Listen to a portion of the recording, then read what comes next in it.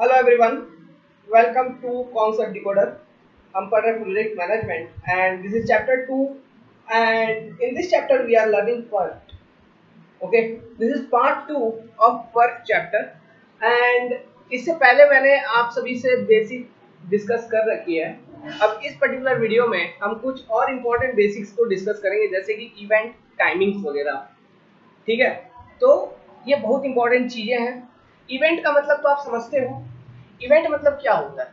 किसी काम का होना, ठीक है, कंप्लीट होना या स्टार्ट होना, ये सारे एक प्रोजेक्ट में क्या होते हैं? इवेंट। तो इवेंट के टाइमिंग्स के बारे में डिस्कस करेंगे। दो तरह का टाइमिंग्स होता है। दो तरह का टाइमिंग्स क्या होता है मैं पहले हिंदी में बता दूं, फिर अंग्रेजी में बताऊंगा तो आपके दिमाग में जाएगा। कितना जल्द से जल्द कोई काम खत्म हो सकता है, मतलब कोई इवेंट अकर हो सकता है, कितना जल्द से जल्द, उसको कहा जाता है अर्लीस्ट एक्सपेक्टेड इवेंट टाइम। ठीक है, मतलब जल्द से जल्द, कितना जल्द हो जाए। दूसरा क्या होता है? लेटेस्ट अलाउएबल ऑकरेंस टाइम, मतलब कितना लेट, कितना अधिक से अधिकतम लेट में कोई एक इवेंट अकर हो, इसको कहते हैं लेटेस्ट अलाउएबल ऑकरेंस टाइम। ठीक है, तो दो तरह का टाइमिंग्स है, earliest expected event time, latest allowable occurrence time. ठीक है, तो ये इवेंट का टाइमिंग के बारे में बता रहे हैं। और एक चीज ध्यान रखना बच्चों, जो पर्ट हम पढ़ रहे हैं ना, पर्ट इज इवेंट ओरिएंटेड, तो यहां पर हम इवेंट टाइमिंग के बारे में स्टडी कर रहे हैं।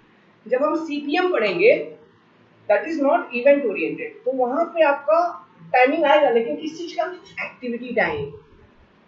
ठीक है, वहां पे इवेंट टाइम नहीं आएगा, there you will get activity timings. समझ में आया? ये डिफरेंस है। तो अभी पर्ट पढ़ाऊंगा तो पर्ट में इवेंट टाइमिंग्स के बारे में बताऊंगा, और जब सीपीएम पढ़ाऊंगा तो वहां पे एक्टिविटी टाइमिंग्स के बारे में आपको जानकारी दूंगा। ओके, तो हेडिंग बनाइए। सबसे पहला A, earliest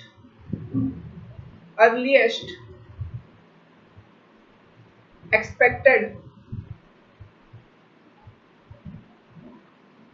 event time. Okay, TE, इसको रिप्रेजेंट किया जाता है टीई से। एक चीज और ध्यान रखिएगा, इवेंट का जो टाइमिंग्स होगा उसको मैं कैपिटल टी से रिप्रेजेंट करूंगा, और जब सीपीएम पढ़ाऊंगा उसमें एक्टिविटी टाइमिंग्स को रिप्रेजेंट करने के लिए मैं स्मॉल टी का यूज करूंगा। ठीक है, इससे क्या होगा? आपको कंफ्यूजन नहीं होगी।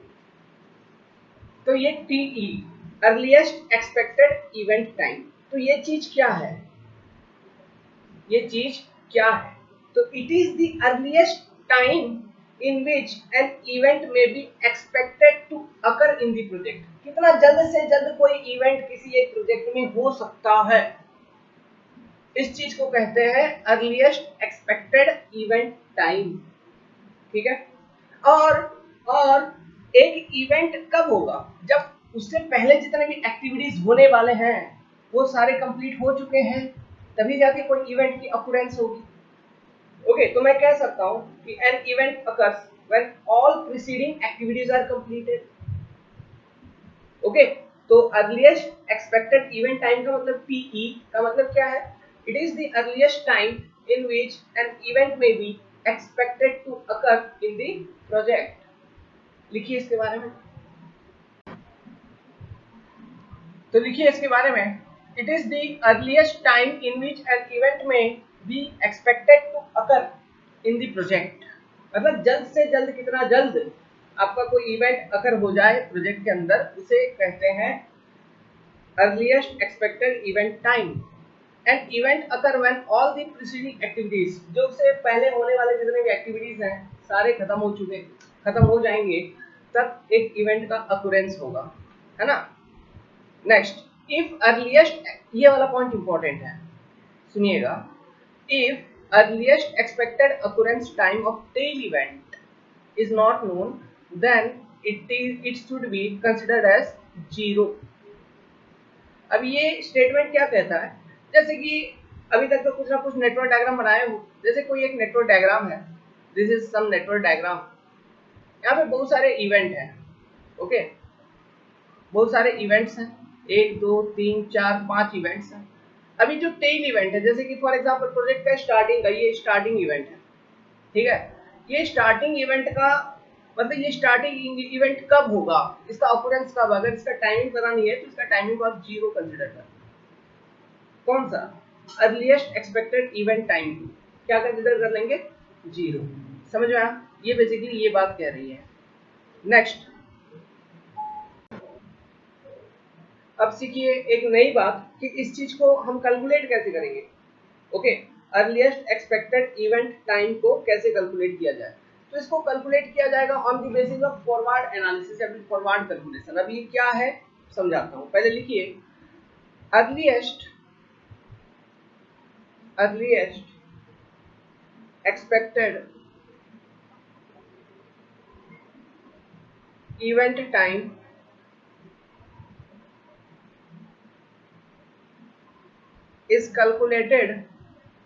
is calculated on the basis of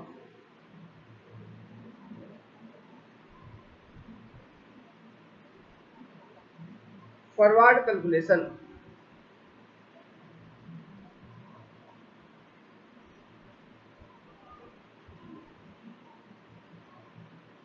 Is calculated on the basis of forward calculation. Now what is this forward calculation?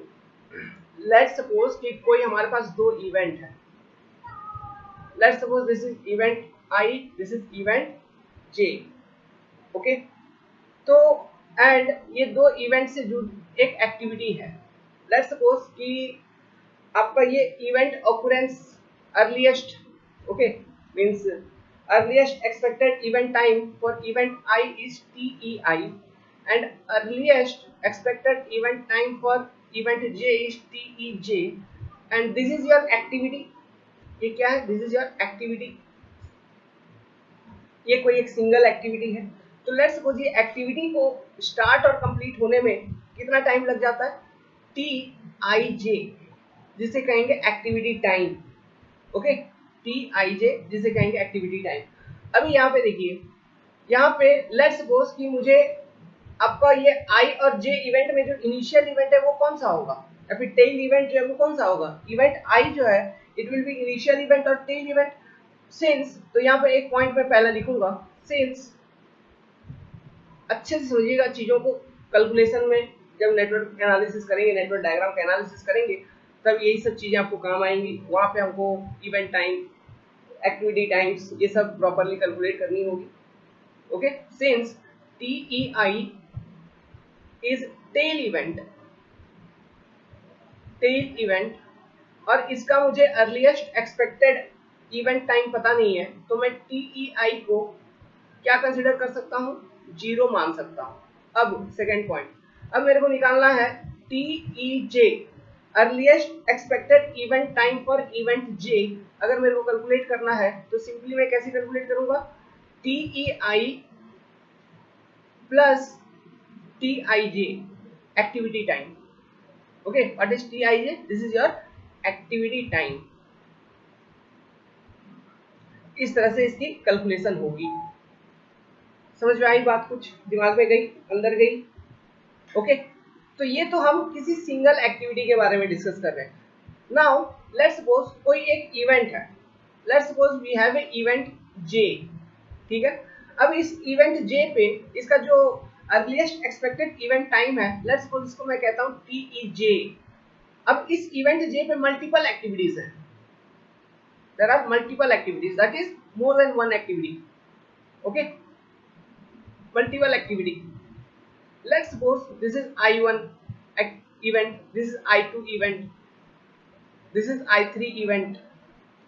Similarly, let's suppose this is activity timing TI1J, this is TI2J, this is TI3J. Similarly, अब मुझे अगर निकालनी है कि earliest expected event time for Jth event, this J event, तो मैं कैसे निकालूंगा, तो ये कंसेप्ट है फॉर मल्टीपल एक्टिविटी। तो यहाँ पे लिख लीजिए for multiple activity, for multiple activity. तो हम क्या करेंगे, TEJ will be, देखो यहाँ पे सभी का कुछ ना कुछ, ये I1 इवेंट है, ये I2 इवेंट, ये I3 इवेंट, तो इनका भी कुछ अर्लीस्ट एक्सपेक्टेड इवेंट टाइमिंग्स होगा. Let's suppose this is TEI1, similarly this is TEI2, this is TEI3, इस तरह से. ओके, तो ऑन एन ओवरऑल मैं इसको इस तरह से डिफाइन कर देता हूँ, इसको मैं इस तरह से डिफाइन कर देता हूँ, TEI, ठीक है, TEI फिर IN, TEIN डिफाइन कर देता हूँ, where n tends to 1 to 3. Okay, इस तरह से लिख देता हूँ. तो यहाँ पे मैं लिखूंगा TEJ इक्वल टू TEIN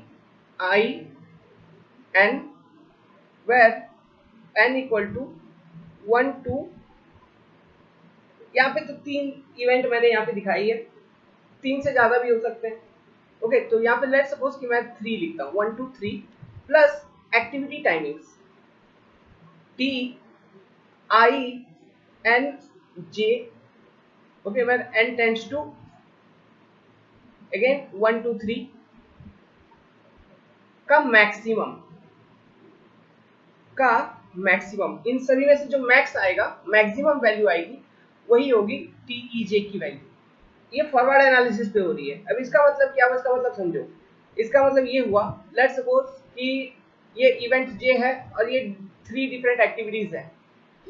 अभी यहाँ पे हर एक का इनिशियल इवेंट का मान लो जो अर्लीस्ट एक्सपेक्टेड टाइम है 0 मान लेते हैं.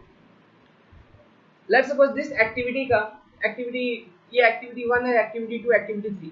एक्टिविटी 1 का जो टाइमिंग है ये 5 दिन में खत्म होगा. एक्टिविटी 2 मान लो 6 दिन में खत्म हो रहा है. एक्टिविटी 3 8 दिन में खत्म हो रहा है. ओके, तो TEJ, ये सैंपल बता रहा हूँ, TEJ का वैल्यू कितना होगा. देखो मैंने क्या बोला, TEJ इक्वल टू TEIN, तो यहाँ पे तो ये जो वैल्यूज है इसको तो मैंने 0 कंसिडर कर लिया, ठीक है. तो प्लस केवल एक्टिविटी टाइमिंग्स, तो जो एक्टिविटी टाइम सबसे ज्यादा होगा, कौन सा एक्टिविटी टाइम सबसे ज्यादा है, 8. तो TEJ का वैल्यू 5, 6 और 8 में से जो मैक्सिमम आएगा वही वैल्यू होगा क्या. ओके, मैक्सिमम ऑफ 5, 6 एंड 8, तो इनमें से मैक्सिमम क्या है 8. तो TEJ इक्वल टू क्या होगा 8. समझे, इस तरह से कैलकुलेट किया जाता है अर्लीस्ट एक्सपेक्टेड इवेंट टाइम. ये कैलकुलेशन जो भी बता रहे हैं बिल्कुल सैंपल कैलकुलेट करके दिखाया मैंने, बढ़िया से दिखाया. इसको अच्छे से याद रखिएगा, क्योंकि न्यूमेरिकल जब सॉल्व करेंगे, एक्टिविटी जब नेटवर्क एनालिसिस करेंगे, नेटवर्क डायग्राम का एनालिसिस करेंगे, तो वहां पे यही इसी तरह के यही सब कैलकुलेशंस आएंगे. और वो भी क्या, 1-2 नहीं, कम से कम 10 बार करना होगा, 20 बार करना होगा. ओके, जितने सारे इवेंट होंगे उतने सारे इवेंट्स के ये सब चीजें आप कैलकुलेट करोगे, है ना. तो दिस अंडरस्टैंडिंग, प्रॉपर अंडरस्टैंडिंग इस चीज की होना आपको बहुत जरूरी है. तो ये था आपका अर्लीस्ट एक्सपेक्टेड इवेंट टाइम. अब हम देखेंगे नेक्स्ट इवेंट टाइमिंग, जिसको कहा जाता है बी. हेडिंग बनाइए बी, लेटेस्ट अलाउएबल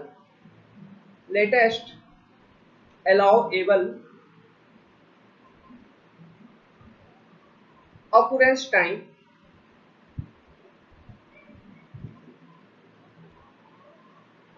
और इसको हम डिफाइन करेंगे एज TL. अब ये लेटेस्ट अलाउएबल ऑकुरेंस टाइम TL का हिंदी में पहले मतलब समझ लो, फिर मैं लिखवा दूंगा. मतलब कितना लेट में, ठीक है, कितना लेट में किसी एक इवेंट का ऑकुरेंस हो सकता है, कितना लेट में. अभी ऐसा ना हो कि कोई इवेंट बहुत ज्यादा लेट हो गया, तो इस कारण से क्या होगा, इस कारण से आपका ओवरऑल जो प्रोजेक्ट है उसका शेड्यूल गड़बड़ा जाएगा. तो बिना प्रोजेक्ट का शेड्यूल गड़बड़ाए, मतलब जो भी आपने प्री प्लानिंग किया हुआ है, प्रोजेक्ट जब कंप्लीट होगा, मतलब आपने प्री प्लानिंग किया हुआ है, प्रोजेक्ट 2 साल में कंप्लीट होगा, तो उस प्रोजेक्ट में बहुत सारे इवेंट होंगे. जैसे कि उस प्रोजेक्ट में मान लो कोई ब्रिज प्रोजेक्ट है, तो ब्रिज प्रोजेक्ट में बहुत सारे इवेंट होंगे. जैसे कि एक इवेंट हो सकता है कि गटर का कास्टिंग, ठीक है. तो गटर का कास्टिंग इंडिपेंडेंट है, ये मतलब कभी भी गटर आप शुरू करके फिर गटर का कास्टिंग कंप्लीट करा सकते हो, गटर कास्टिंग कंप्लीटेड। तो ये जो गटर कास्टिंग कंप्लीटेड, ये जो इवेंट आ रही है, ये इवेंट उस 2 साल के दौरान आप कितना डिले कर सकते हैं। ओके, मतलब ओवरऑल प्रोजेक्ट का जो शेड्यूल है that should not be changed, वो रहना चाहिए, वो अफेक्ट नहीं होना चाहिए। उसके अंदर आपके पास कितना टाइम सेफ्टी फैक्टर है, ये चीज हम देख रहे हैं, मतलब कितना मैक्सिमम आप डिले कर सकते हैं। समझ रहे आप, कितना मैक्सिमम डिले हो के आपका वो इवेंट अकर हो सकता है। This is your latest allowable occurrence time for event. Clear है बात? अगर क्लियर नहीं हुआ तो एक बार फिर से रिवाइंड करके सुनो, क्लियर हो जाएगी। चलिए इसके बारे में लिखिए पहले, फिर कैलकुलेट करेंगे, फिर समझ में आएगा। एक चीज ध्यान रखिए, जैसा मैंने इससे पहले वाला जो टाइमिंग था अर्लीस्ट एक्सपेक्टेड इवेंट टाइम, इसको मैंने फॉरवर्ड एनालिसिस पे कैलकुलेट किया ना, अब इस चीज को मैं बैकवर्ड एनालिसिस पे कैलकुलेट करूंगा। अभी फॉरवर्ड एनालिसिस बैकवर्ड एनालिसिस क्या है? फॉरवर्ड मतलब जिधर से प्रोजेक्ट स्टार्ट हुई, एरो जिधर इंडिकेट कर रही है उस तरफ कैलकुलेट करके चलेंगे। अब प्रोजेक्ट के एंडिंग वाले इवेंट से फिर अगर पीछे की ओर कैलकुलेट करेंगे तो उसको कहेंगे बैकवर्ड एनालिसिस। ठीक है, कहने का मतलब है ये कोई नेटवर्क है, ठीक है, ये कोई नेटवर्क था,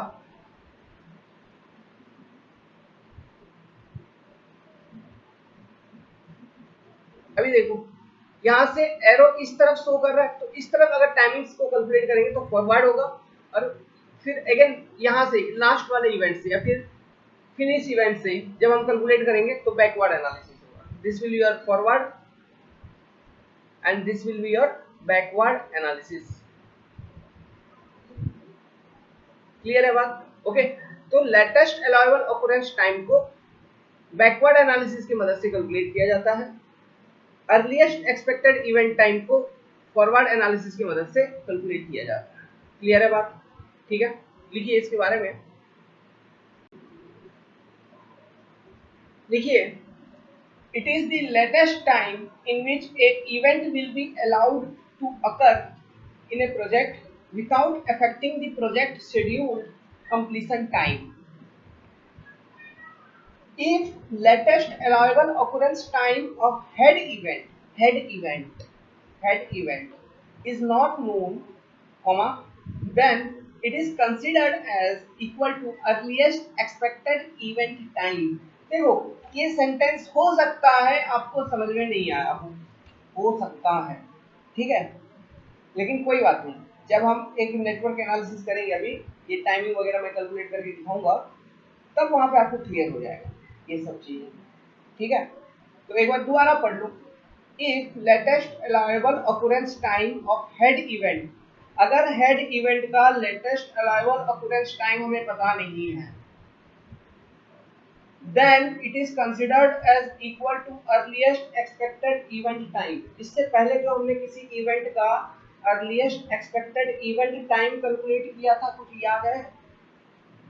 ठीक है, अब सोचो, अब यहाँ पे कह रहा है कि मान लो उस इवेंट का आपको लेटेस्ट अलाउएबल ऑकरेंस टाइम पता नहीं है, तो उस इवेंट का जो अर्लीस्ट एक्सपेक्टेड इवेंट टाइम है उसी को मान लेंगे लेटेस्ट अलाउएबल ऑकरेंस टाइम। तो फॉर हेड इवेंट, ये केवल हेड इवेंट के लिए ये बातें लिखी गई है। हेड इवेंट या कह लो, मान लो प्रोजेक्ट का एंडिंग पे जो इवेंट होता है, मतलब एक तरह से ये फिनिश इवेंट का बात कर रहा है। जैसे वो इनिशियल इवेंट के बारे में बात किया था जीरो ले लेने का, उसी तरह ये फिनिश इवेंट के बारे में बात कर रहा है कि अगर फिनिश इवेंट का लेटेस्ट अलाउएबल ऑकरेंस टाइम मेरे को पता नहीं है तो मैं क्या मान लूंगा, TL को TE के बराबर मान लूंगा, फिर वहां से बैकवर्ड एनालिसिस करूंगा, बैकवर्ड कैलकुलेशन करूंगा और हर एक इवेंट का TL कैलकुलेट करूंगा। समझे? ओके, तो it is calculated using backward calculation. अब ये बैकवर्ड कैलकुलेशन क्या है, कैसे है, देखिए, लेट्स सपोज हमारे पास दो इवेंट है, इवेंट I एक एक्टिविटी है, एक्टिविटी का टाइम है मान लो TIJ, फिर और एक इवेंट है इवेंट J। लेट्स सपोज कि इसका अर्लीस्ट एक्सपेक्टेड ऑकरेंस टाइम है TEI, लेटेस्ट है TEL। सिमिलरली इसका है TEJ, फिर यहाँ पे लिखूंगा लेटेस्ट वाला TEJ, एल जे, ठीक है, टी एल जे। तो अभी देखिए यहाँ पे मेरे को बैकवर्ड कैलकुलेशन करना है, बैकवर्ड, ठीक है, बैकवर्ड। तो देखो हेड इवेंट यहाँ पे कौन है, हेड इवेंट ये वाला हेड इवेंट है। तो ये हेड इवेंट का मान लो कि मेरे को सबसे पहले टी एल जे मेरे को पता लगाना होगा, तभी मैं टी ई एल को पता लगा पाऊंगा। हेड इवेंट का टी एल जे मेरे को पता होना चाहिए, तभी मैं टी ई एल पता लगा पाऊंगा। तो हेड इवेंट का टी एल जे मेरे को कैसे पता चलेगा, मेरे को पता नहीं है। अब उस स्टेटमेंट को यूज करता हूं, मेरे को पता नहीं है, तो मैं क्या करूंगा, टी एल जे को टी ई जे के बराबर मान लूंगा। ओके, तो फॉर हेड इवेंट, एकदम साफ साफ बता रहा हूं, for head event, okay, head event यहाँ पे कौन सा है, इवेंट जे। तो इवेंट जे के लिए क्या करने का, टी ई आई को, सॉरी, हाँ, टी ई जे को हम इक्वल मान लेंगे टी एल जे के बराबर। Now T E L, T E नहीं सॉरी टी एल आई, अब आपको क्या निकालना है, टी एल आई। जब हम टी एल आई अब निकालेंगे तो कैसे निकालेंगे, देखो मेरे को टी एल जे अब पता है, तो T L J minus activity time, minus actual activity time, ये आपका फॉर्मूला है। ये तो फॉर्मूला अच्छे से समझिएगा, अच्छे से लिखिए कॉपी पे, समझ समझ के लिखिए, ऐसे ही फर्जी में नहीं लिखिए, क्योंकि कल को जब रिवीजन करने जाओगे बिना समझे लिख लिए और कल रिवीजन करने जाओगे तो कुछ समझ में नहीं आएगा। फिर अगर समझ के लिखे हो, जो जो बता रहा हूँ उसको सुन के, समझ के, फिगर को देख के, फोटो को देख के अगर लिख रहे हैं आप तो समझ में आएगा, और कल को जब रिवीजन करोगे तो और ज्यादा आनंद आएगा, मजा आएगा, समझे। इसलिए समझ समझ के लिखो। तो एक्चुअल एक्टिविटी ड्यूरेशन, ठीक है। तो बैकवर्ड कैलकुलेशन में यहाँ पे क्या हो गया, नेगेटिव चल रहा है, माइनस चल रहा है, तो टी एल आई बराबर क्या होगा, T L J minus T I J. T I J क्या है, एक्टिविटी टाइम, ठीक है, समझ में आया। तो ये किसी सिंगल एक्टिविटी के लिए हमने ये बात की, ये किसके लिए की, किसी सिंगल एक्टिविटी के लिए। अब अगर मल्टीपल एक्टिविटीज के लिए अगर मैं बात करूं, मल्टीपल एक्टिविटीज के लिए तो हम कैसे कैलकुलेट करेंगे, तो for multiple activity, for multiple activity,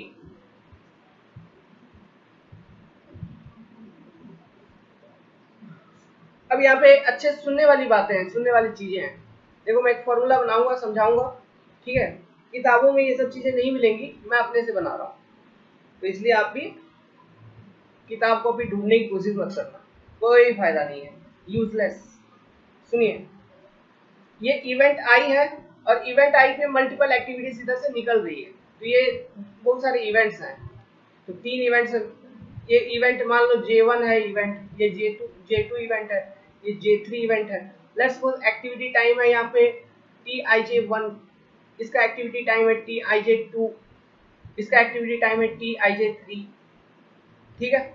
अभी इसी तरह अब इवेंट टाइमिंग के बारे में अगर मैं बात करूं, तो ये जो TIJ है ना, ये क्या कौन सा टाइम है कि कितना समय में ये एक्टिविटी कंप्लीट होगा, कितना समय उस एक्टिविटी को कंप्लीट होने में लग रहा है, दैट इज दैट टाइम, ठीक है।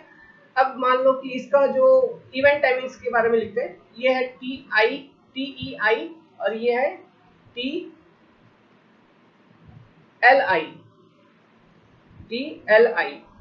अब यहाँ पे सिमिलरली यहाँ पे इवेंट टाइमिंग्स को लिख लेते हैं, ये लेट्स सपोज TEJ1 TLJ1, उसी तरह से इसका क्या हो जाएगा TEJ2 TLJ2, उसी तरह से इसका क्या हो जाएगा TEJ3 TLJ3, ठीक है। अब मैं ये मान के चल रहा हूं कि मेरे को ये पता है, क्या पता है, TLJ1 पता है, TLJ2 पता है, TLJ3 पता है, मेरे को पता है, ठीक है, दिस आई नो। अब मुझे क्या निकालना है, मुझे निकालना है TLI कितना होगा, समझे, ये मेरे को बतानी है, इसके लिए मैं फॉर्मूला बताऊंगा। ये बता रहा हूं मैं, बैकवर्ड कैलकुलेशन इधर करेंगे अब। तो अब मैं कैसे करूंगा, क्या करूंगा, तो ध्यान दीजिए। अच्छा, ये जो TLJ1 TLJ2 है, TLJ3 है, इसको मैं एक सिंगल फॉर्म में रिप्रेजेंट कर देता हूँ, TLJ। ठीक है, तो देखो यहाँ पे क्या निकालना है, TLI। TLI बराबर क्या होगा, TLI बराबर TLJN, n टेंड्स टू 1 2 3। ठीक है, यहाँ पे 3 मैंने लिया था, minus TIJN। Okay, again n equal to 1 2 3। ठीक है, ये निकालोगे, इन सब में से जो मिनिमम वैल्यू आएगा वो मिनिमम, उसे मुझे कंसिडर करना है। अर्लीस्ट एक्सपेक्टेड इवेंट टाइमिंग में जब मल्टीपल इवेंट होती थी तो वहां पे मैक्सिमम कंसिडर करते थे। ध्यान देना, यहां पर क्या कंसिडर करेंगे, यहां पे हम मिनिमम वाला लेंगे। ठीक है, यहाँ पे क्या लेंगे, मिनिमम वाला। ये समझ रहे हो ना, ये मतलब ये कैसे, ये मिनिमम का मतलब क्या है, ये मिनिमम का मतलब ये, अगर इसी फॉर्मूले को एक्सपेंड करोगे तो TLI बराबर क्या होगा, TLJ1 माइनस TIJ1। ठीक है, TLJ2 minus TIJ2, TLJ3 minus small TIJ3। इन तीनों को कैलकुलेट करोगे, इन तीनों में से जो मिनिमम आएगा वो होगी TLI। समझे कुछ, वो क्या होगी, TLI। तो this is your calculation for multiple activity. तो ये था आपका इवेंट टाइमिंग, जो कि बहुत इंपॉर्टेंट है समझने के लिए। दो तरह की इवेंट टाइमिंग्स मैंने आपको बताया, earliest expected event time and latest allowable occurrence time of event. Earliest expected event time को फॉरवर्ड एनालिसिस के बेसिस पे कैलकुलेट किया जाता है और मल्टीपल एक्टिविटीज के केस में वहां पे मैक्सिमम को देखा जाता है, और लेटेस्ट अलाउएबल ऑकरेंस टाइम को बैकवर्ड एनालिसिस के बेसिस पे कैलकुलेट किया जाता है, और जब मल्टीपल एक्टिविटी होती है तो वहां पे मिनिमम को देखा जाता है। बुलेट पॉइंट पता चल गया आपको, क्विक रिवीजन पॉइंट पता चल गया आपको, मेमोराइजिंग पॉइंट पता चल गया आपको। ठीक है, लिख लो कॉपी पे कहीं नोट बना के। वेल, तो ये अपना कॉन्सेप्ट खत्म हुआ, एक छोटा सा कॉन्सेप्ट खत्म हुआ। अभी और थोड़ा सा थ्योरी है पर्ट में, थोड़ा सा है, ज्यादा नहीं। एक कॉन्सेप्ट आती है स्लैक और दूसरी कॉन्सेप्ट आती है प्रोबेबिलिटी फैक्टर। ये दो कॉन्सेप्ट बताएंगे, इसके बाद पर्ट आपका पूरा का पूरा पर्ट खत्म हो जाएगा। फिर केवल कुछ नहीं करने का, केवल न्यूमेरिकल प्रैक्टिस करने का। आप ईएस के क्वेश्चन उठा लो, गेट के क्वेश्चन उठा लो, एसएससी के क्वेश्चन उठा लो, पर्ट वाले चैप्टर से जितने भी क्वेश्चन होंगे सारे के सारे सॉल्व हो रहे होंगे। एक कंसेप्ट और है छोटी सी, वो बता देता हूँ उसके बाद। ओके, स्लैक का और प्रोबेबिलिटी फैक्टर का। तो चलो, अब ये अभी इवेंट टाइमिंग का कंसेप्ट सीख लिया, तो इवेंट टाइमिंग को जरा कैलकुलेट करते हैं, किसी एक नेटवर्क का इवेंट टाइमिंग्स को जरा कैलकुलेट करते हैं। ठीक है, तब ज्यादा और क्लियर हो जाएगा। अच्छा, उससे पहले एक कंसेप्ट देखते हैं कि इसको रिप्रेजेंट कैसे किया जाता है। रिप्रेजेंटेशन ऑफ इवेंट टाइमिंग, इन सब चीजों को भी बताना पड़ेगा हमें, नहीं तो फिर आप बोलोगे सर आपने तो बताया ही नहीं, हमने पढ़ा ही नहीं। ऐसा नहीं है। Representation of event timing. Okay, ए देखिए, कोई भी इवेंट है, आप इवेंट के ऊपर पे, लेट्स सपोज ये इवेंट है, तो उसके ऊपर पे इस तरह से एक रेक्टेंगुलर बॉक्स बनाना, फिर वहां पे लिख देना ऐसे TE TL, इस तरह से। ठीक है, ये वर्टिकल में बना दिया। या फिर कोई इवेंट है B सेकेंड टाइम, उसके बगल में इस तरह से बना देना, जैसा आपको स्पेस मिले। बस क्लियर क्लियर लिखना है, इधर लिख दिया TE इसी इवेंट का, इधर लिख दिया TL। ओके, या फिर ऐसे कर लो, और क्या कर सकते हो, और थोड़ा आइडिया लगा लो। मान लो ये इवेंट है, थोड़ा इवेंट कोई बड़ा बना दिया, इसमें दो हिस्से बना दिया, इसमें इवेंट नंबर इधर लिख देंगे, इवेंट नंबर, और यहाँ पे एक लाइन दिए, इधर लिख दिए TE, इधर लिख के TL ऐसे लिख सकते हो। ये 3 तरह का बेसिक जनरल फैशन है लिखने का, ठीक है। तो इस तरह से आप लिख सकते हैं इसके बारे में, मतलब रिप्रेजेंट कर सकते हैं। अब चलिए मैं एक नेटवर्क लेता हूँ और उस नेटवर्क में हम जरा इवेंट टाइमिंग्स को, जो अभी अभी हमने सीखा, फॉरवर्ड एनालिसिस और बैकवर्ड एनालिसिस, इसे कैलकुलेट करते हैं, इसे करते हैं। ओके, तो देखिए यहाँ पे आपके पास एक नेटवर्क डायग्राम है, ठीक है। तो सबसे पहले इवेंट को नंबर कर देते हैं। Let's suppose this is event number 10, इसे 20 कह दिया मैंने, इसे मैंने 30 कह दिया, इसे मैंने 40 इवेंट कह दिया, इसे 50 इवेंट कह दिया, इसे 60 इवेंट कह दिया। Activity, let's suppose this is activity A, this is your activity B, this is your activity C, this is your activity D, this is your activity E, this is your activity F, this is your activity G, this is your activity H। तो ये सारे different activities हैं। अब activity timing दे देता हूं मैं, ठीक है। Activity timing let's suppose days या वीक्स जो भी मान लो, चलो मान लो डे में है, दिनों में। इस एक्टिविटी को कंप्लीट होने में 3 दिन लगता है एक्टिविटी ए को। एक्टिविटी बी को कंप्लीट होने में 4 दिन लगता है। एक्टिविटी डी को कंप्लीट होने में 8 दिन लगता है। एक्टिविटी सी को कंप्लीट होने में अगेन 3 दिन लगता है। एक्टिविटी ई को कंप्लीट होने में 2 दिन लगेगा। मान रहा हूं ये सब, क्या कर रहा हूं मैं, मान रहा हूं। ओके, लेट्स सपोज एक्टिविटी जी को कंप्लीट होने में 2 दिन लगेगा। लेट्स सपोज एक्टिविटी एफ कोई छोटा एक्टिविटी है, ये एक ही दिन में खत्म हो गया। एक्टिविटी एच कोई बड़ा एक्टिविटी है, इसे 9 दिन लग रहा है कंप्लीट होने में। तो ये एक तरह का आपका AOA, activity on arrow network diagram है। Okay, this is your one type of activity on arrow network diagram. Now in this network diagram we need to find the event timings. अब how many types of event timings? हमारे पास 2 तरह के event timings हैं। कौन कौन से?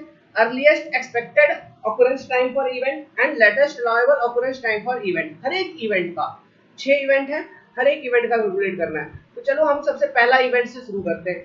तो मैं क्या करूंगा, रिप्रेजेंटेशन मैंने आपको बताया था, एक बॉक्स बनाएंगे।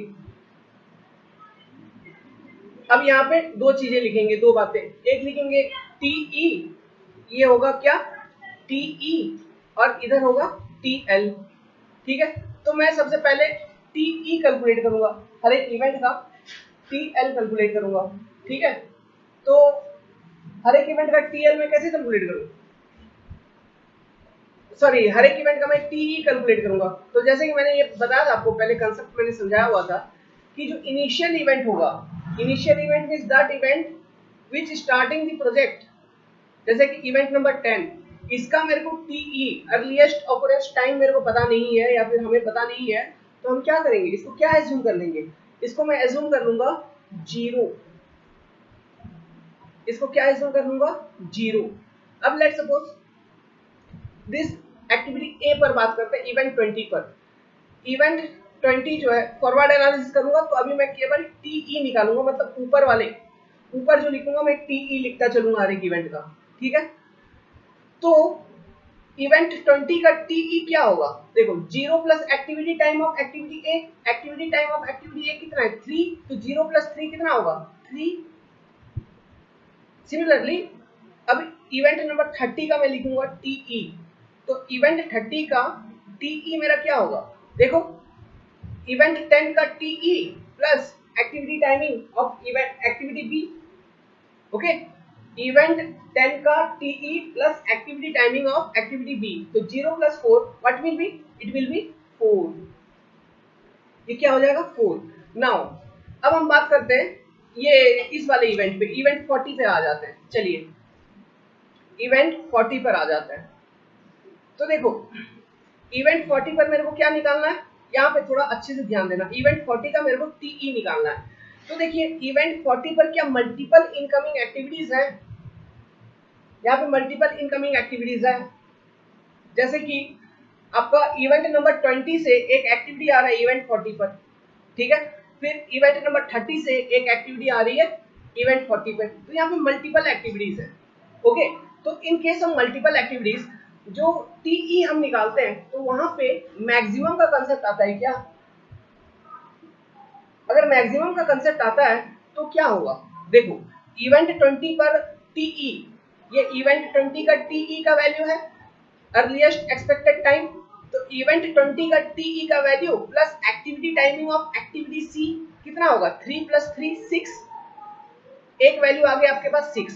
दूसरा वैल्यू दूसरे रास्ते से कैलकुलेट करके देखते हैं। दूसरा रास्ता मेरे पास क्या है, इवेंट 30 टू इवेंट 40 पर अगर मैं जाऊं तो देखो क्या होगा, इवेंट 30 का टीई का वैल्यू कितना है 4 plus activity timing of activity D, activity D का एक्टिविटी टाइम कितना 8, एक्टिविटी टाइम कितना एक्टिविटी डी का 8, तो 4 + 8 कितना होगा 12, तो 6 और 12 मेरे पास दो वैल्यू निकल गए टीई का।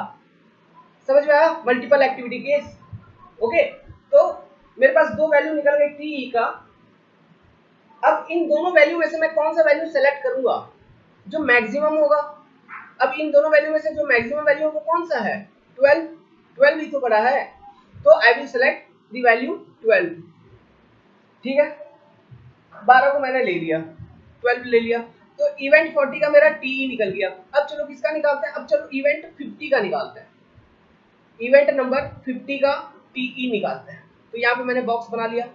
यहाँ पे मैं पहली बार बता रहा हूँ आपको, इसलिए धीरे धीरे बता रहा हूँ, नहीं तो मैं एक बार समझा दिया दोबारा नहीं समझाऊंगा, इसलिए अच्छे से समझिएगा। अगर समझ नहीं आया है तो ये डायग्राम फिर से बनाइए, जैसे मैंने डायग्राम आपको बनवाई, बनाने के बाद फिर से सब कुछ जैसे जैसे मैं करते चल रहा हूँ, जैसे जैसे मैं बोलते चल रहा हूँ, उस तरह से आप काम करते चलो।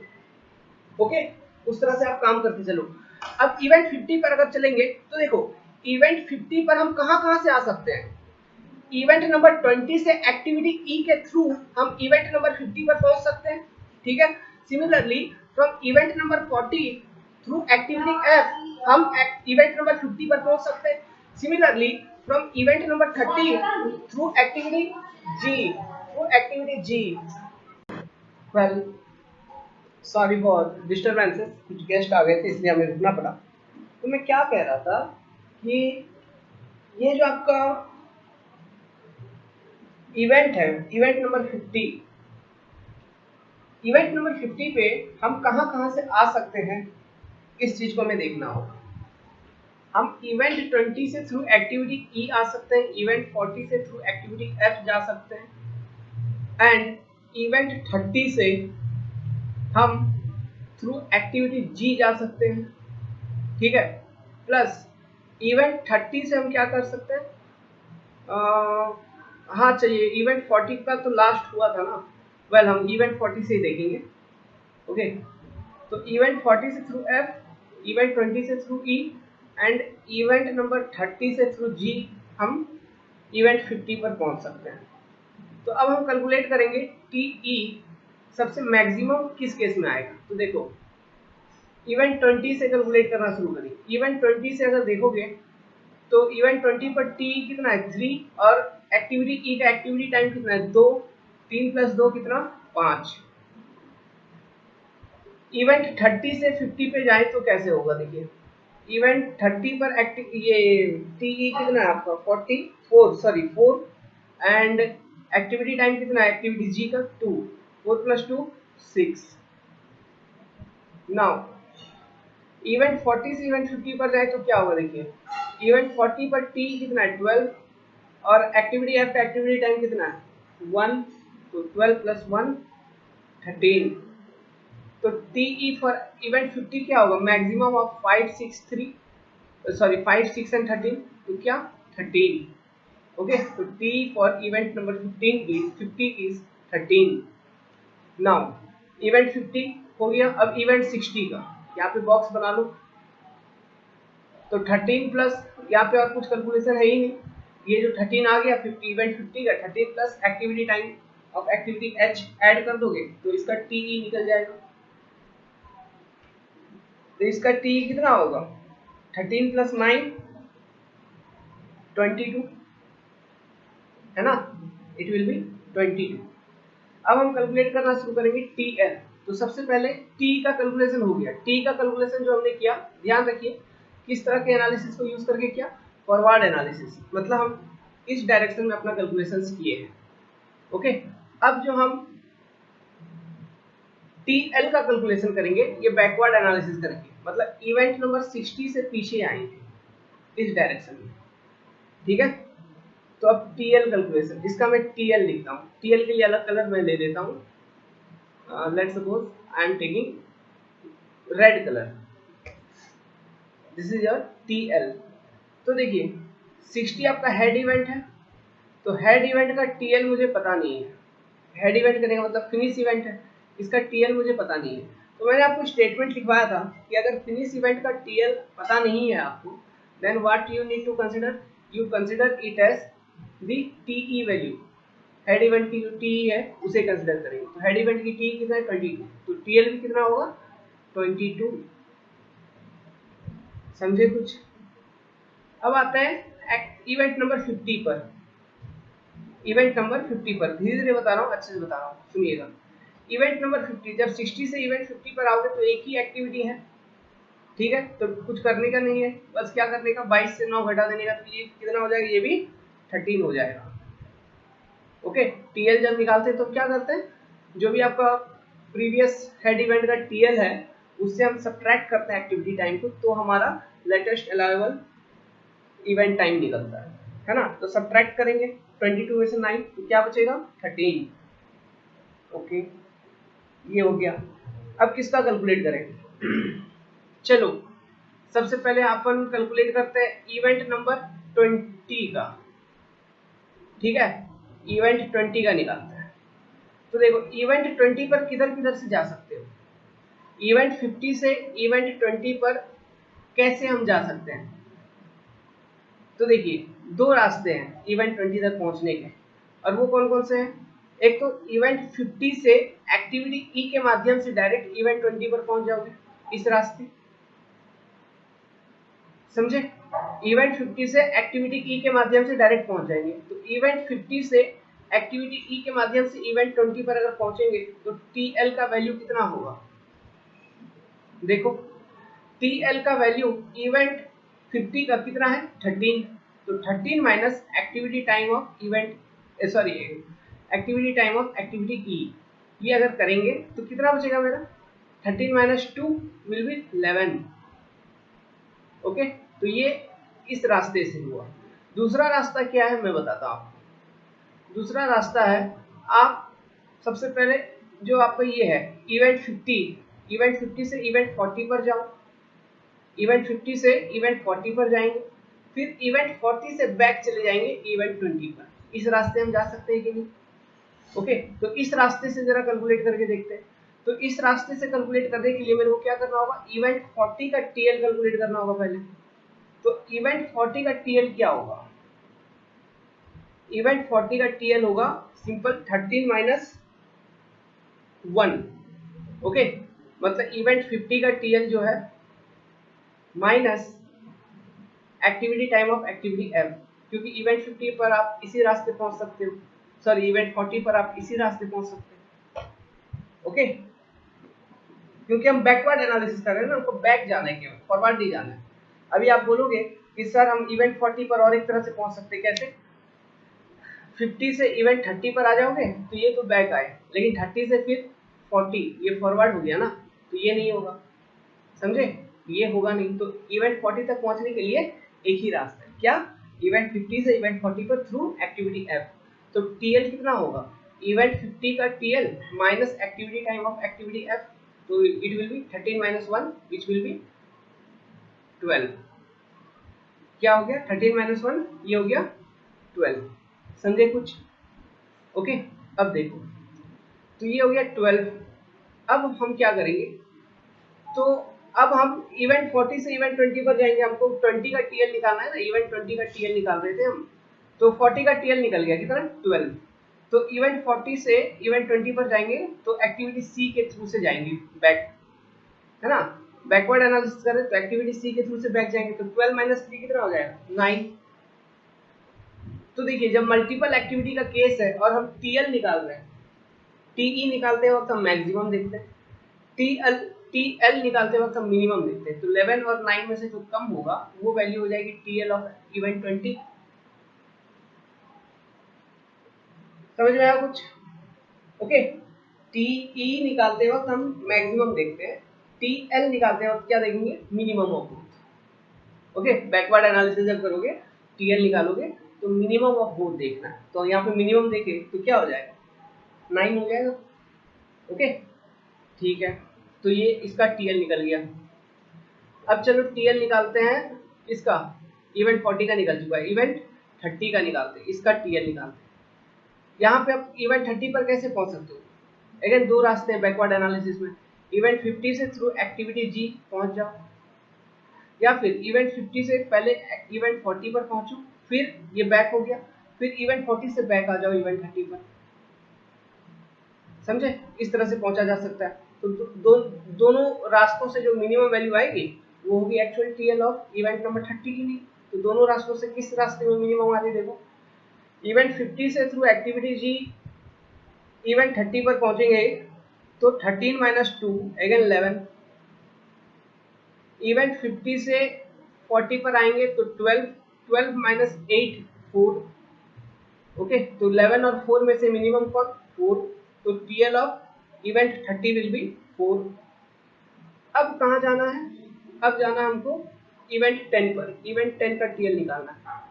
तो इवेंट 10 पर किधर किधर से बैकवर्ड में पहुंच सकते हो भाई, इवेंट 20 से हम पहुंच सकते हैं थ्रू एक्टिविटी A, फिर इवेंट 30 से पहुंच सकते हैं थ्रू एक्टिविटी B। तो मल्टीपल एक्टिविटी का केस है, तो मल्टीपल एक्टिविटी के केस में हमेशा क्या देखना है, मिनिमम वैल्यू देखना है। तो मिनिमम क्या क्या आएगा देखो, इवेंट 20 से इवेंट 10 पर आओगे थ्रू एक्टिविटी A तो 9 माइनस 3 कितना हो गया, 6, एक वैल्यू। इवेंट 30 से इवेंट 10 पे आओगे थ्रू एक्टिविटी B तो 4 माइनस 4 कितना हो जाएगा, 0। ठीक है, 4 माइनस 4, 4 क्यों, इवेंट 30 का TL कितना है, 4, और activity time of activity B कितना है, 4, एक्चुअल एक्टिविटी ड्यूरेशन कितना है, 4, तो 4 माइनस 4 0, फॉर्मूला लिखवाया था। तो 6 और 0 में से मिनिमम कौन, 0, तो ये TL of activity sorry TL of event 10 कितना हो जाएगा, 0। समझ में आया कैलकुलेशन, ठीक है। इस तरह से हम कैलकुलेट करते हैं, जो आपको मैंने अभी थ्योरी समझाया था इवेंट टाइमिंग का, और जो फॉर्मूला मैंने बताया था तो फॉर्मूला का इस तरह से यूज होता है। और ये यूज किसमें है, PERT। Okay, PERT is event oriented. जब मैं बताऊंगा CPM, वहाँ पे एक्टिविटी ओरिएंटेड चलेगा, तो उधर मैं बताऊंगा आपको एक्टिविटी टाइमिंग्स। यहाँ पे मैं क्या बता रहा हूँ, इवेंट टाइमिंग्स। समझे कुछ, एक्टिविटी टाइमिंग्स में या फिर इवेंट टाइमिंग्स में दो ही इवेंट टाइमिंग है, हर एक इवेंट का TE और TL। एक्टिविटी में थोड़ा ज़्यादा हो जाएगा, 4 होगा। ओके, 4 एक्टिविटी टाइमिंग्स होंगे, तो वहाँ पे कैलकुलेशन और कॉम्प्लिकेटेड हो जाएगा। तो अगर ये कैलकुलेशन आपने समझा हुआ है, फॉरवर्ड एनालिसिस कैसे होता है और बैकवर्ड एनालिसिस कैसे होता है, तो सेम इसी तरह से फॉरवर्ड और बैकवर्ड कैलकुलेशन करके हम एक्टिविटी टाइमिंग्स को भी कैलकुलेट करते हैं। तो अगर ये चीज़ यहाँ पर आपने अच्छे से समझ लिया है तो वहाँ पर भी आप आसानी से समझ जाओगे CPM में। ठीक है, तो इसको अच्छे से बना लीजिए कॉपी पे। कहीं कुछ समझ में नहीं आए तो नंबर पता है, पूछ लेना आप लोग फ़ोन करके या फिर व्हाट्सअप कर देना। अब इसमें सैंपल कैलकुलेशन लिखवाने की जरूरत है क्या, मैं शायद नहीं समझा दिया हूँ। ओके, समझ जाओ। अब एक अलग थ्योरी पढ़ेंगे। अब ये डायग्राम यहाँ पे मैं मिटाऊंगा नहीं, आप भी मत मिटाना, आप भी साफ साफ बताना, क्योंकि इसी में मैं और बहुत कुछ बताऊंगा। एक थ्योरी पढ़ाऊंगा, फिर इसी डायग्राम पे आऊंगा वापस, फिर यहीं पर इसी नेटवर्क डायग्राम में फिर जो थ्योरी पढ़ाऊंगा उस चीज़ को समझाऊंगा कैसे कैसे होगा। ठीक है, यही कैलकुलेशन रहेगी आपकी। चलिए कंसेप्ट लिखिए, स्लैक। एक चीज समझते हैं, चलो भैया स्लैक क्या होता है, व्हाट इज स्लैक। स्लैक, तो स्लैक क्या है, तो लिखिए इसके बारे में समझाता हूँ। लिखिए पहले, slack is the time by which occurrence of the event can be delayed without affecting scheduled completion time of project. Next point, it is defined as difference of latest allowable occurrence time and earliest occurrence time for a concerned event. समझिए इसका मतलब क्या है। Slack को हम represent करेंगे by alphabet S. It is equal to जिस किसी भी इवेंट का आपको स्लैक निकालना है, सबसे पहले ये बात अंडरलाइन करो, डिफिनेशन वगैरह में पूछेगा स्लैक किस बात किससे एसोसिएटेड है, एक्टिविटी का इवेंट से, ठीक है। और यहाँ पे ध्यान रखिएगा ये क्या है, slack is the time by which occurrence of event, किसी इवेंट के ऑकरेंस को डिले किया जा सके without affecting scheduled completion time of project. जो कंप्लीशन टाइम है, शेड्यूल्ड कंप्लीशन टाइम प्रोजेक्ट का, उस पर किसी भी तरह का प्रभाव नहीं आना चाहिए। बिना उस पर प्रभाव आए किसी इवेंट को कितना टाइम से डिले किया जा सकता है, वो जो टाइम लाइन है, वो जो टाइम पीरियड है, उसी को हम स्लैक कहते हैं। समझे? It is defined age difference of latest reliable occurrence time and earliest occurrence time for a concern event. अब देखो कोई एक इवेंट है, उसका स्लैक निकालना है, तो क्या करोगे, उस इवेंट का जो आपने टीएल निकाला है उससे घटा दोगे टीई को। उसी पर्टिकुलर इवेंट का बात कर रहे हैं, जो भी आपने इवेंट देखा है उसका स्लैक निकालना है, तो टीएल से टीई को सब्ट्रैक्ट कर देंगे तो हमारा स्लैक का वैल्यू निकल के आ जाएगा। समझे? तो अब जरा देखो, ये जो नेटवर्क डायग्राम मैंने अभी सॉल्व किया था, जिसमें हमने टीएल और टी निकाला था बहुत सारे इवेंट्स की, यहीं पर जरा समझने की कोशिश करते हैं चीजों को। देखो लेट्स सपोज हम कंसिडर करते हैं इवेंट नंबर, मैं थोड़ा कलर चेंज कर लूँ तो आपको अच्छा लगेगा। इवेंट नंबर हम कंसिडर करते हैं इवेंट 30 को। लेट्स सपोज मैं बात करूँ इवेंट 30 का, तो इवेंट 30 का अगर मैं स्लैक निकालने जाऊं तो TL माइनस TE करूंगा तो कितना आ जाएगा, 4 माइनस 4 0। इवेंट 30 का स्लैक कितना आ गया, 0।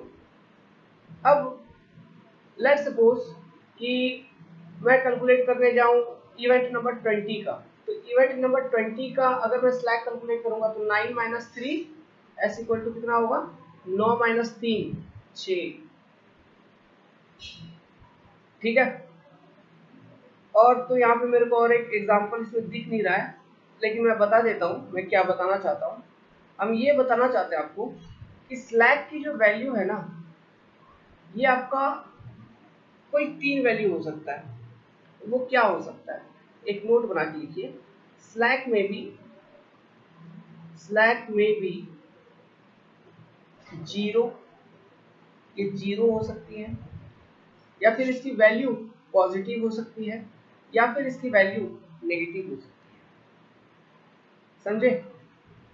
जैसे कि 0 या फिर +6 या फिर -3, ऐसा भी कोई वैल्यू हो सकता है। तो इनका मतलब क्या है, इनका मतलब ये है, पहला स्लैक बराबर, इन सब बातों को अच्छे से समझिए क्योंकि इनसे रिलेटेड थ्योरी जुड़ी हुई है। ठीक है, और इससे जिससे रिलेटेड थ्योरी जुड़ी हुई है उनके एग्जामिनेशंस में उनसे उनके अंदर जो लॉजिक है वो पूछने की चांसेस ज्यादा होता है। और ये सब क्वेश्चंस आए हैं, आप जब क्वेश्चन पेपर उल्टा के देखोगे तो आपको मिलेगा ये सब क्वेश्चन उसमें। तो स्लैक इक्वल टू 0 ऐसे लिखता हूँ, अच्छे से लिखता हूँ ताकि आपकी कॉपी पे अच्छे से रहे। एस इक्वल टू 0 का मतलब क्या है, TL minus TP, sorry TL minus TE बराबर 0, माने कि TL बराबर TE। दूसरी बात, स्लैक ग्रेटर देन 0 मतलब पॉजिटिव वैल्यू का मतलब क्या है, TL is greater then TE। तीसरा logic, slack less than 0 means negative value का मतलब क्या होगा, TL is less then TE, तभी नेगेटिव आएगी। ओके, तो ये तो आप समझ गए कि पॉजिटिव, 0 या फिर नेगेटिव कब आएगी। अब इन तीनों का मतलब समझते हैं। स्लैक इक्वल टू पॉजिटिव का क्या मतलब है, देखो TL का मतलब पहले आप जानते हो क्या होता है, लेटेस्ट अराइवल ऑकरेंस टाइम, और लेटेस्ट अराइवल ऑकरेंस टाइम के बारे में मैंने आपको क्या समझाया था कि किसी इवेंट को मतलब कितना लेट में आप कर सकते हो, मतलब वो इवेंट कितना देरी से हो सकता है, कितने लेट से, अधिकतम कितने लेट से अकर हो सकती है without affecting the schedule completion time of the project. इसका मतलब होता है टीएल, और टीई का मतलब क्या है, वही इवेंट कितने जल्दी आप स्टार्ट कर सकते हो या खत्म कर सकते हो, यही हुआ। ओके, जो भी इवेंट है वो इवेंट कितना जल्दी हो सकता है, जल्द से जल्द, देरी से देरी, जल्द से जल्द और देरी से देरी। तो देरी से देरी माइनस जल्द से जल्द जो कर रहे हैं, तो हमारे पास एक टाइम गैप बच रहा है क्या? ठीक है, तो ये टाइम गैप क्या आपको शो करता है, ये टाइम गैप मतलब आपको ये शो करता है उस इवेंट से रिलेटेड कि आप उसको, अगर वो ये टाइम जो है ये पॉजिटिव में आ गई, मान लो जैसे कि अगर slack equal to positive value, मतलब टीएल आपका ग्रेटर है टीई से। मैं पहले इसका अगर बात करूं, ठीक है, पहले हम पॉजिटिव से उठाते हैं, फिर जीरो पे जाएंगे, फिर नेगेटिव पे जाएंगे, ठीक है। तो पहला case slack greater than zero means positive value अगर स्लैक का है तो इसका मतलब क्या है कि T L is greater than T E, ठीक है, T L is greater than T E. तो ये क्या इंडिकेट करता है, जो मैंने आपको अभी समझाया, आपके दिमाग में एक पिक्चर दिया कि ये टाइम डिफरेंस इंडिकेट करता है, ठीक है, ये टाइम एक इंडिकेट करता है। तो अगर किसी भी इवेंट का अगर स्लैक पॉजिटिव में है, ध्यान से सुनना, किसी भी इवेंट का स्लैक अगर पॉजिटिव में है तो इसका मतलब हम ये समझेंगे कि वो इवेंट जो शेड्यूल है आपका, शेड्यूल से अहेड है, मतलब शेड्यूल से आगे है। ऑन शेड्यूल तो है ही, ऑन शेड्यूल से आगे है वो, मतलब बहुत जल्दी जल्दी आप काम कर रहे हैं, ये समझोगे, मतलब शेड्यूल से आगे है। क्यों? अब शेड्यूल से आगे क्यों हो सकती है वो? Due to availability of excess resources, resources आपने अधिक दे दिया उस इवेंट को अकर होने में। ओके, जो भी एक्टिविटीज थे वो जल्दी जल्दी खत्म हो गए, तो इवेंट जल्दी अकर हो गया क्योंकि हमारे पास रिसोर्सेस उपलब्ध थे। समझे आपने? ठीक है, तो इसलिए आपका स्लैक पॉजिटिव आता है।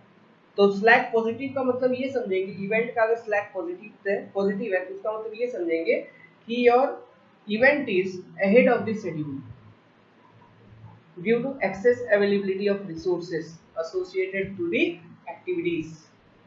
जो भी उस इवेंट से एसोसिएटेड है एक्टिविटी, उसमें आपने प्रॉपरली रिसोर्सेस या फिर एक्सेस रिसोर्सेस, प्रॉपर तो नहीं एक्सेस बोलोगे, ये सब पूछेंगे आपसे एग्जाम में, एक्सेस, ठीक है, ये सब कुछ देखने को मिलेगा लॉजिक में, स्टेटमेंट टाइप क्वेश्चंस में। ओके, नाउ दूसरी बात, इस तरह का इवेंट जिसका स्लैक पॉजिटिव में आता है, इस तरह का इवेंट जिसका स्लैक पॉजिटिव में आता है, उस तरह के इवेंट को हम सब क्रिटिकल इवेंट कहते हैं। उस तरह के इवेंट को हम क्या कहते हैं? सब क्रिटिकल इवेंट। तो एग्जाम में आपको ये भी पूछ सकता है कि what is sub critical event. तो sub critical event are those event whose slack is positive, and slack positive means that the event is ahead of schedule due to excess availability of resources associated with that activity, with activity, है ना? समझे बात को? This is your positive slack का मतलब, सब लिखवा दूंगा, परेशान मत। Now slack equal to zero का मतलब क्या है?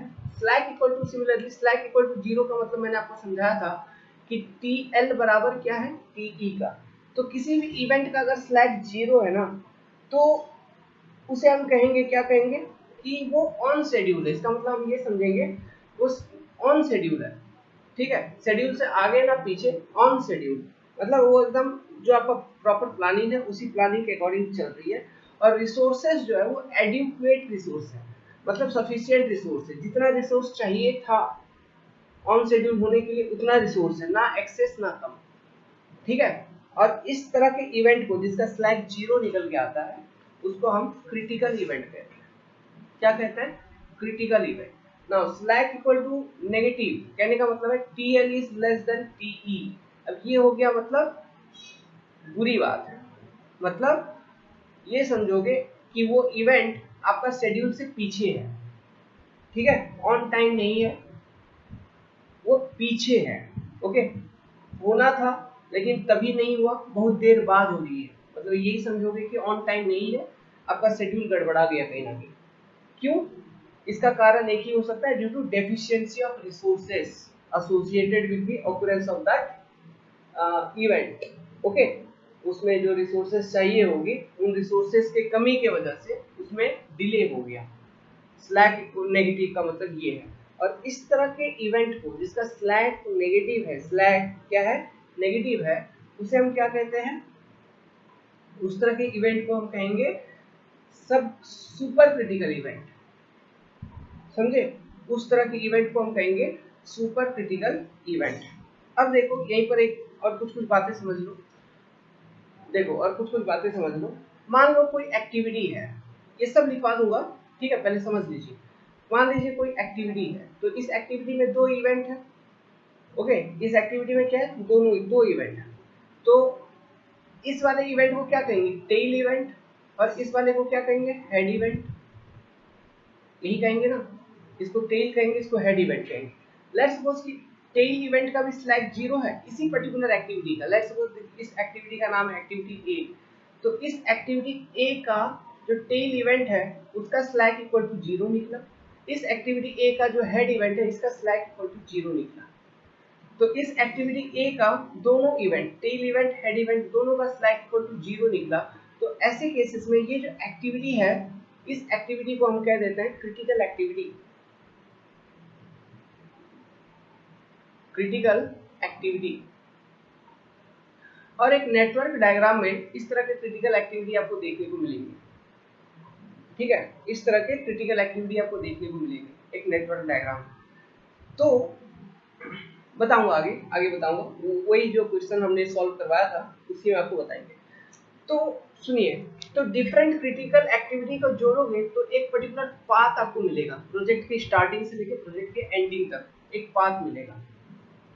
तो वो जो पाथ मिलेगा ना, उस पाथ को हम कहेंगे क्रिटिकल पाथ। और क्रिटिकल पाथ जो होगा उसमें हमेशा याद रखना कि प्रोजेक्ट का अगर कंप्लीशन टाइम निकालोगे, मतलब स्टार्टिंग से एंडिंग तक पहुंचोगे आप, है ना, तो क्रिटिकल पाथ के अराउंड जो भी आपको टाइम निकलेगा वो that will be the longest time, that will be the longest time, मतलब सबसे अधिक टाइम निकलेगा। अब ये सब क्या है, कैसे है, सब समझाता हूँ। ओके, ये सब चीजें सब समझाता हूँ। चलिए पहले इतना लिख लीजिए। मतलब ये सब चीजें समझाऊंगा किस पे, वो एग्जांपल जो हमने बनाया था उसमें आपको दिखाऊंगा तो और ज़्यादा क्लियर हो जाएगी। लेकिन अभी जो थ्योरी हमने आपको बताया मुंह जबानी अपने शब्दों में, इनको जस्ट लिखवा देता हूँ, पहले लिख लीजिए आप, ठीक है। फिर हम उसी पर्टिकुलर न्यूमेरिकल पे जाते हैं, फिर वहाँ पे क्रिटिकल पाथ पता लगाते हैं। ओके, लिखिए, चालू करिए, मैं लिख देता हूँ, आप लिख लीजिएगा। ओके, तो लिखने का टाइमिंग आ गया, तो लिखना शुरू करिए। पहला case, positive slack for event indicate that it is ahead of schedule due to excess availability of resources to the associated activity. Next, event which has positive slack is called subcritical event. Case 2, slack equal to 0. Zero slack for an event signifies that it is on schedule due to adequate availability of resources. Event having zero slack are referred as critical event. Case 3, slack less than 0, that is negative value. Negative value of slack for an event signifies that it is behind schedule due to deficiency of resources. Event having negative slack referred as supercritical event. यहाँ तक लिखा आपने। अब इसके आगे कुछ note बना के लिखिए। An activity is called critical if head and tail event of that activity has zero slack. समझाया था आपको, किसी भी एक्टिविटी का अगर हेड और टेल इवेंट दोनों का स्लैक का वैल्यू 0 है तो उस एक्टिविटी को कहेंगे क्रिटिकल एक्टिविटी। और एक नेटवर्क डायग्राम में ऐसे बहुत सारे क्रिटिकल एक्टिविटी आपको देखने को मिलेंगे। तो नेटवर्क डायग्राम के स्टार्टिंग से लेकर एंडिंग तक एक पाथ सा बन जाएगा, ठीक है। क्रिटिकल एक्टिविटीज को कनेक्ट करोगे तो एक पाथ मिलेगी जिसको हम कहेंगे क्रिटिकल पाथ। तो a path connecting critical activity in a network diagram is called critical path. ध्यान रखिएगा, अभी हम कंप्लीट करके दिखाते हैं। तो critical path is always longest path time wise, इस पॉइंट को भी ध्यान रखिएगा। Critical path are always longest path time wise. इसमें भी बहुत सारी बातें हैं, अभी आपको समझाऊंगा। पहले ये नेटवर्क डायग्राम पे चलते हैं जो हमने सॉल्व किया था। अब इसमें जरा क्रिटिकल पाथ को हम आइडेंटिफाई करने का कोशिश करते हैं। तो स्लैक निकाल लो बच्चों सभी का। अगर स्लैक निकालेंगे तो देखो इवेंट 10, इसका स्लैक का वैल्यू कितना होगा, 0 - 0 0। इवेंट नंबर 40 का स्लैक का वैल्यू कितना होगा, इसका स्लैक मैं लिख रहा हूँ ब्लू कलर में, इसका स्लैक होगा अगेन 0, 12 - 12 0। अगेन इवेंट 20 का निकाल लिया 6। इवेंट 50 का स्लैक कितना होगा, अगेन 13 - 13, इसका भी स्लैक होगा 0।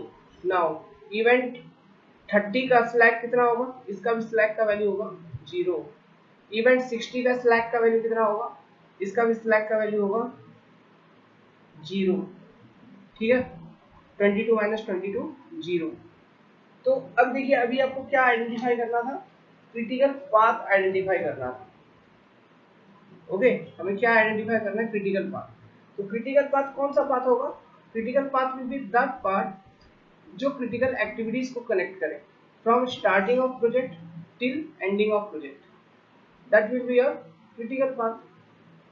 तो ऐसा कोई पाथ यहाँ पे बन रहा है क्या, क्रिटिकल पाथ। अच्छा, ये प्रोजेक्ट के एंडिंग तक हो ऐसा कोई जरूरी नहीं है, कहीं पर भी खत्म हो सकता है। ओके, हो सकता है वो इवेंट 50 पर खत्म हो जाए critical path. It not necessary that project के एंडिंग तक हो। ठीक है, ये बात, सॉरी वो थोड़ा मिस्टेक हो गया था, उसके लिए ध्यान रखिएगा। वो कहीं पर भी खत्म हो सकता है, क्योंकि आगे जब नेटवर्क डायग्राम हम सॉल्व करेंगे उसमें आप देखोगे वो कहीं पर भी खत्म हो सकता है। ठीक है, वेल सो तो आइडेंटिफाई करिए। तो क्रिटिकल एक्टिविटीज कौन कौन सी होंगी, वो एक्टिविटीज जिनका हेड और टेल इवेंट का दोनों का स्लैक का वैल्यू 0 होगा। तो देखो एक्टिविटी बी को देखो, इसका टेल इवेंट का स्लैक 0, हेड इवेंट का 0। तो activity B is your critical activity. इसको थोड़ा ये कर देते हैं रेड में, activity B is your critical activity. ठीक है, activity B critical activity. Activity A critical है क्या, देखो इसका टेल इवेंट का स्लैक तो 0 है, लेकिन हेड इवेंट का जो स्लैक है वो पॉजिटिव वैल्यू है, मतलब 0 नहीं है। तो एक्टिविटी ए आपकी क्रिटिकल एक्टिविटी नहीं है। सिमिलरली तो इवेंट 20 से जितने भी एक्टिविटीज आ रहे हैं, इवेंट 20 से कौन कौन से एक्टिविटीज आ रहे हैं, एक्टिविटी सी आ रहा है, एक्टिविटी ई आ रहा है, तो ये सारे क्रिटिकल एक्टिविटी नहीं है। तो एक्टिविटी सी और एक्टिविटी ई भी क्रिटिकल एक्टिविटी नहीं है। ठीक है, अब देखो आपका ये कौन सा एक्टिविटी डी को जरा आइडेंटिफाई करिए। एक्टिविटी डी आपका क्रिटिकल एक्टिविटी है, हाँ बिल्कुल है, क्योंकि इसका हेड इवेंट का और टेल इवेंट का स्लैक दोनों पॉजिटिव, दोनों 0 है। तो ये भी एक क्रिटिकल एक्टिविटी है। एक्टिविटी जी भी आपका एक क्रिटिकल एक्टिविटी है, क्योंकि इसका हेड इवेंट का स्लैक टेल इवेंट का स्लैक 0 और जो हेड इवेंट है वहां पर भी स्लैक इक्वल टू 0 है, 13 - 13 0। तो ये भी एक क्रिटिकल एक्टिविटी है। एक्टिविटी एफ आपका क्रिटिकल एक्टिविटी है, तो ये भी आपका एक क्रिटिकल एक्टिविटी है। सिमिलरली क्या एक्टिविटी एच आपका क्रिटिकल एक्टिविटी है, तो एक्टिविटी एच भी आपका क्रिटिकल एक्टिविटी है। ठीक है, तो अब देखो क्रिटिकल पाथ, तो यहाँ पे 2 क्रिटिकल पाथ बनेगा। 2 कैसे कैसे देखो, एक तो इवेंट 10 से through activity B activity event 30 तक पहुंचोगे। अब यहाँ से आप इवेंट 30 से देखो 2 रास्ते बन रहे हैं आपका, इवेंट 30 से थ्रू एक्टिविटी जी बन रहा है, देन दिस ब्लू वाला एक पाथ हो गया। नाउ अब मैं यहाँ से थोड़ा कलर चेंज कर देता हूँ, इवेंट 30 से इवेंट 40 पर पहुंचोगे, ये भी क्योंकि ये भी क्रिटिकल पाथ है, क्रिटिकल एक्टिविटी है।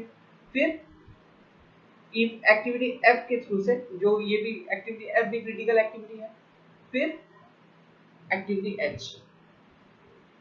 समझे, तो यहाँ पे multiple critical path, 2 critical path. Okay, तो क्रिटिकल पाथ कैसे आइडेंटिफाई करना है ये तो आपने समझ लिया। अब यहाँ पे इस नेटवर्क डायग्राम में आपको दो क्रिटिकल पाथ देखने को मिला, मल्टीपल क्रिटिकल पाथ। एक क्रिटिकल पाथ आपको देखने को मिला मतलब दो, तो इसको 1 2 अगर नंबरिंग कर दो तो इनमें से मैंने एक कंसेप्ट आपसे बोला था, आपको समझाया था पर मैं स्टार्टिंग में जब सेंट्रल लिमिट थ्योरम बता रहे थे उसी के अंदर मैंने बताया ये कंसेप्ट कि अब मेरे को निकालना है मोस्ट क्रिटिकल पाथ। अब मेरे को क्या निकालना है, मोस्ट क्रिटिकल पाथ क्या होगा अगर मल्टीपल क्रिटिकल पाथ है किसी एक नेटवर्क डायग्राम में, तो मोस्ट क्रिटिकल पाथ क्या होगा। मोस्ट क्रिटिकल पाथ निकालने के लिए हम क्या करेंगे, मोस्ट क्रिटिकल पाथ निकालने के लिए हम क्या करेंगे, यहाँ पे तो वो पॉसिबल नहीं है ओके, लेकिन ऐसे हम करते क्या, स्टैंडर्ड डेविएशन कैलकुलेट करेंगे प्रोजेक्ट का अलोंग द क्रिटिकल पाथ।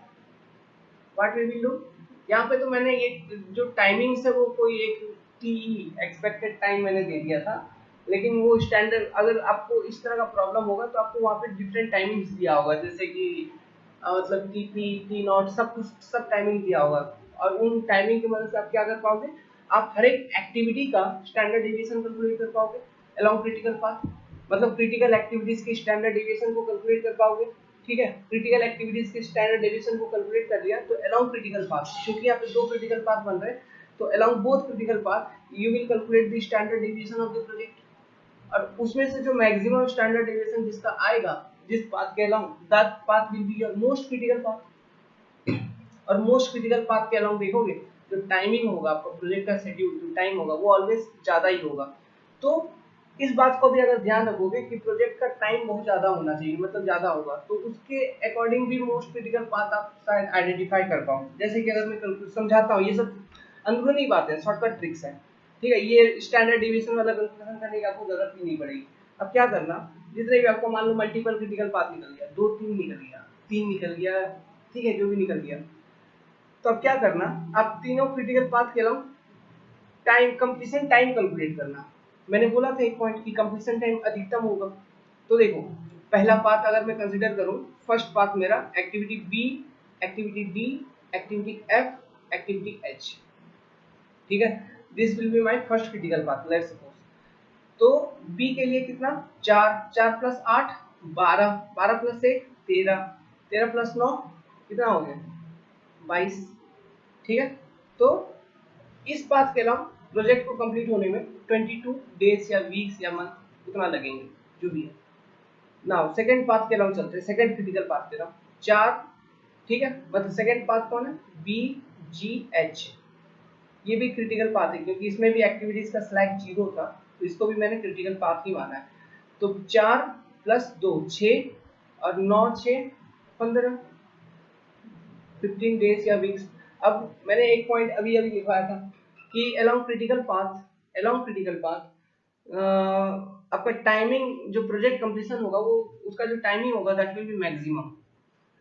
तो इसमें मैक्सिमम क्या है, 22 का है क्या, ओके, मतलब ये वाला पाथ जो बी डी एफ एच है, this path is the most critical path, ठीक है। तो इस तरह के भी क्वेश्चंस आ सकते हैं, तो इस तरह के क्वेश्चंस आएंगे। फिर आपको हर एक एक्टिविटीज का टी नॉट टीपी वगैरह दिया होगा, तो आप क्या करोगे, हर एक एक्टिविटीज का स्टैंडर्ड डिवीजन वगैरह कैलकुलेट करोगे। फिर एक प्रॉपर कैलकुलेशन करने के बाद फिर आप पता लगाओगे कि मैक्सिमम स्टैंडर्ड डिवीजन प्रोजेक्ट का किस क्रिटिकल पाथ के लॉन्ग है, फिर उसको बताओगे मोस्ट क्रिटिकल पाथ। ये सब चीजें कन्वेंशनल पेपर में करनी है।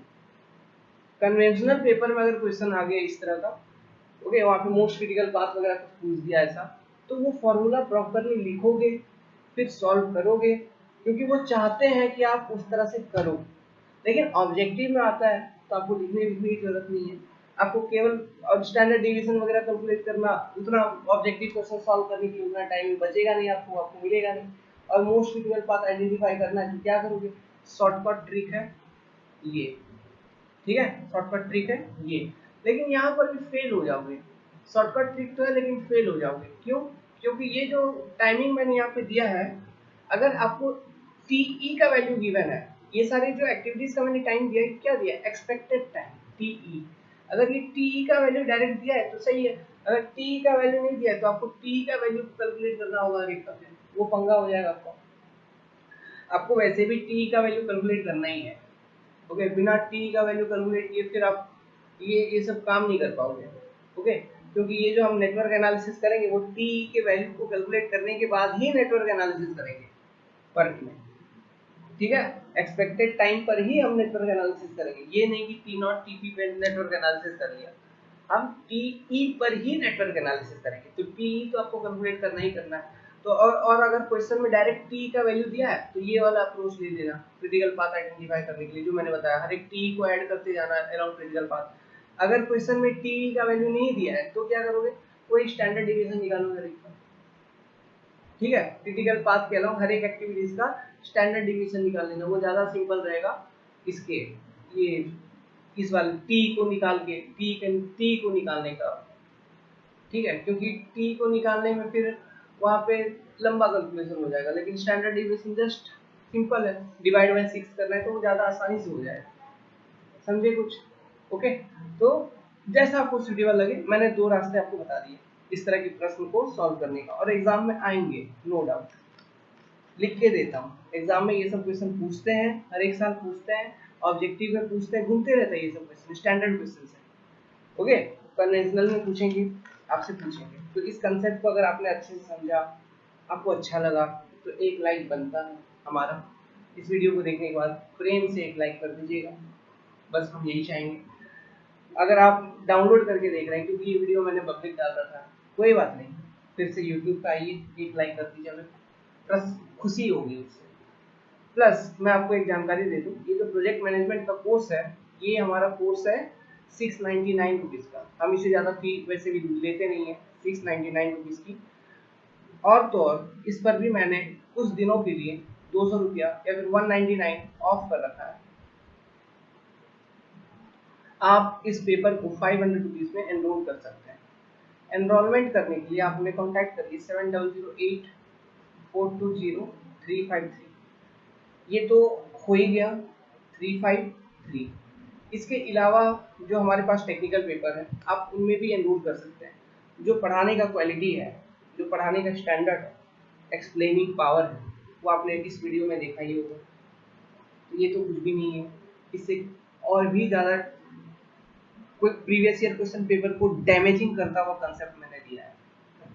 ओके, तो आप एनरोल कर सकते हैं, इससे हमें भी थोड़ा आराम मिलेगा। वेल, आप कांटेक्ट करिए इस नंबर पे, व्हाट्सएप करिए, कोई भी डाउट है हमें कॉल करिए, ग्रुप में ऐड हो जाइए। ग्रुप्स के ज्वाइनिंग लिंक इस वीडियो के डिस्क्रिप्शन बॉक्स में भी गिवन होगा, आप वहां से ग्रुप पर ज्वाइन कर सकते हैं। ओके, तो इसी के साथ इस वीडियो का समापन करूंगा। अब एक चीज़ बता देता हूँ कि नेक्स्ट जो वीडियो लेक्चर मैं दूंगा आपको, उसमें हम कहाँ पे डिस्कस करेंगे, क्या डिस्कस करेंगे, तो एक आइडिया दे दूँ तो आपके मन में एक उत्सुकता रहेगी कि हाँ पढ़ना है। तो देखो, नेक्स्ट वाले वीडियो लेक्चर में भी पर्ट को ही डिस्कस करेंगे, ठीक है। पर्ट अभी अब खत्म हो जाएगी, दो क्लासेस में खत्म हो जानी चाहिए पर्ट, क्योंकि एक छोटी सी कंसेप्ट है बस।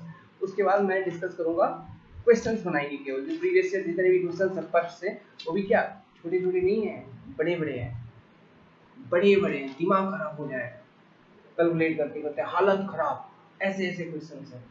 ओके, दिखाऊंगा भी, क्वेश्चन सॉल्व करवाऊंगा, तब मजा आ जाएगा। तो ये पर्ट का ही आगे पढ़ेंगे, एक छोटा सा थ्योरी पढ़ेंगे अगले वीडियो लेक्चर में। वो थ्योरी क्या है कि हम ये कैलकुलेट करना सीखेंगे कि कोई भी शेड्यूल टाइम है आपके पास, कोई भी एक प्रोजेक्ट आपको दिया है, ठीक है, क्वेश्चन समझो, जिस चीज का हम कंसेप्ट पढ़ने वाले हैं अगले वीडियो में।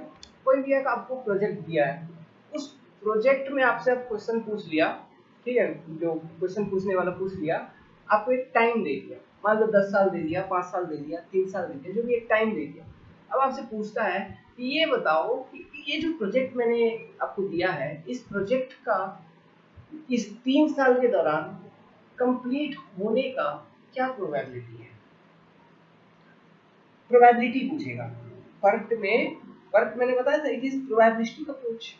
ओके, तो प्रोबेबिलिटी का जो कॉन्सेप्ट है ना एक, तो उस चीज को पढ़ेंगे। तो वहां पे एक कंसेप्ट आ जाती है probability density function, probability factor, एक टेबल छोटी सी आती है, उस टेबल को आपको याद नहीं रखना है, एग्जाम में दे देगा, ठीक है, याद रखने की जरूरत नहीं है। हाँ, प्रोबेबिलिटी डेंसिटी फैक्टर जो है, जो बताऊंगा प्रोबेबिलिटी फैक्टर, उसका फॉर्मूला याद रखना, और कुछ स्टेप्स मैं बताऊंगा इस चीज को करने का, इन स्टेप्स को ध्यान रखना है। इसके बाद आपका काम चांदी है। ठीक है, तो ये चीज हम नेक्स्ट वीडियो लेक्चर में सीखेंगे। Good luck, thank you, best of luck.